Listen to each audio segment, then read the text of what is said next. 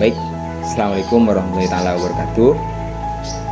Sini kita akan menjelaskan tentang sejarah masuknya pemikiran ekonomi Islam ke Indonesia.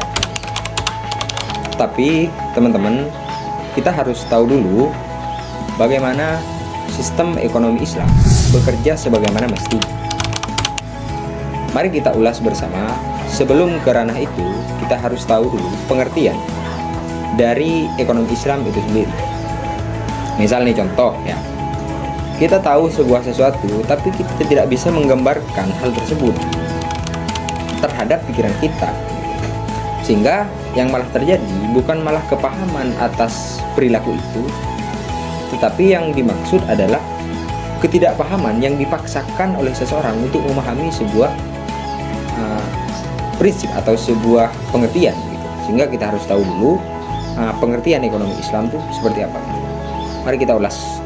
Pengertian ekonomi Islam adalah suatu ilmu yang menjelaskan tentang perilaku atau perilaku manusia akan kegiatan ekonomi yang didasari, gitu ya, yang harus dibawahi seperti itu, yang didasari pada ajaran atau norma-norma atau prinsip-prinsip Islam. Itu pertama. Sehingga yang kita harapkan adalah setiap kegiatan ekonomi yang kita jalankan itu memang sesuai dengan prinsip Islam. Contoh nih, misal kita sebagai perusahaan atau sebagai seseorang yang memiliki perusahaan gitu, menjalankan sebuah usaha tidak semena-mena menjalankan jika kita dihadapkan dengan kondisi kita yang memang sebagai umat muslim gitu. Jadi sebagai umat muslim adalah setiap kegiatan perekonomian yang kita jalankan harus sesuai. Artinya setiap kegiatan itu harus didasari dengan ajaran-ajaran Islam. Misal kita tadi contohkan sebagai pengusaha gitu kan. Dalam pengusaha kita misal mengusahakan atau memperjualbelikan, misal contohlah sebagai pedagang memperjualbelikan babi misal, atau memperjualbelikan sesuatu yang memang dilarang dalam Islam. Kira-kira nih masuk nggak ke kategori ekonomi Islam? Ya tentu saja kalau kita melihat pada definisi yang tadi, itu tidak masuk. Karena kita tahu bahwa ekonomi Islam itu tadi adalah ekonomi atau kegiatan perekonomian yang didasari dengan ajaran-ajaran.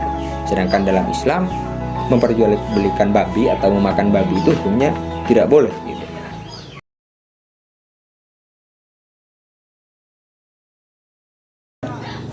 Baik, di sini saya akan menjelaskan ke pembahasan yang kedua, yaitu bagaimana sejarah masuknya pemikiran ekonomi Islam di Indonesia. Sebagaimana yang kita ketahui bahwa pemikiran ekonomi Islam di Indonesia itu dapat kita telusuri sejak awal masuknya Islam di Indonesia. Para pedagang dan pedagang muslim tidak hanya membawa keyakinan mereka, tetapi juga membawa sistem praktik ekonomi mereka dan didasarkan pada prinsip-prinsip Islam seperti keadilan dan tanggung jawab sosial. Seiring berjalannya waktu, prinsip-prinsip Islam tersebut telah mengakar pada masyarakat di Indonesia dan mulai mempengaruhi perkembangan pemikiran ekonomi Islam di tanah air. Namun, perkembangan pemikiran ekonomi Islam di Indonesia bukannya tanpa tantangan. Pada masa penjajahan, pemerintah Hindia Belanda mulai menerapkan sistem perekonomiannya mereka sendiri, sehingga berdampak negatif pada perekonomian di Indonesia dan juga banyak meminggirkan banyak umat Islam di Indonesia. Namun, pada awal abad ke-20 terjadi kebangkitan kembali terhadap minat masyarakat pada Islam di Indonesia. Hal ini menyebabkan minat baru terhadap perkembangan pemikiran ekonomi Islam.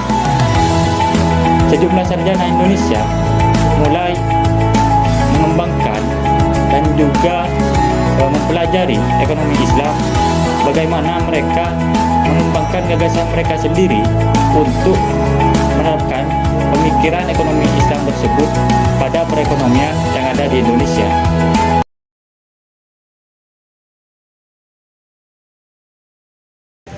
Baik, kita lanjut ke penjelasan yang nomor 3 tentang siapa sih tokoh pendiri atau pendukung pemikiran ekonomi Islam di Indonesia. Beliau adalah Muhammad Syafi'i Ma'arif. Kenapa beliau dibilang tokoh? Karena beliau adalah salah satu pendiri dari organisasi besar yang ada di Indonesia. Organisasi apa? Beliau adalah pendiri atau salah satu pendiri dari organisasi Muhammadiyah. Dia sangat mendukung agar perekonomian di Indonesia menggunakan prinsip-prinsip Islam. Karena beliau sudah tahu jika perekonomian di Indonesia menggunakan prinsip Islam, akan ada yang namanya kemakmuran. Jadi yang namanya kemakmuran itu akan lahir jika prinsip Islam sudah diterapkan di dalam perekonomian di Indonesia. Baik, di sini saya akan menerangkan tentang tokoh-tokoh lainnya, tokoh-tokoh pemikiran ekonomi Islam, yang mana di sini ada 3. Yang pertama Buya Hamka, yang mana beliau adalah penulis Islam yang cukup besar di Indonesia. Beliau banyak memberikan karya-karyanya berupa buku yang berjudul Ekonomi Islam. Yang kedua Gus Dur. Siapa sih yang tidak kenal beliau? Beliau adalah ulama besar yang ada di Indonesia. Sekaligus dia pernah mendaftar dan menjadi Presiden Republik Indonesia.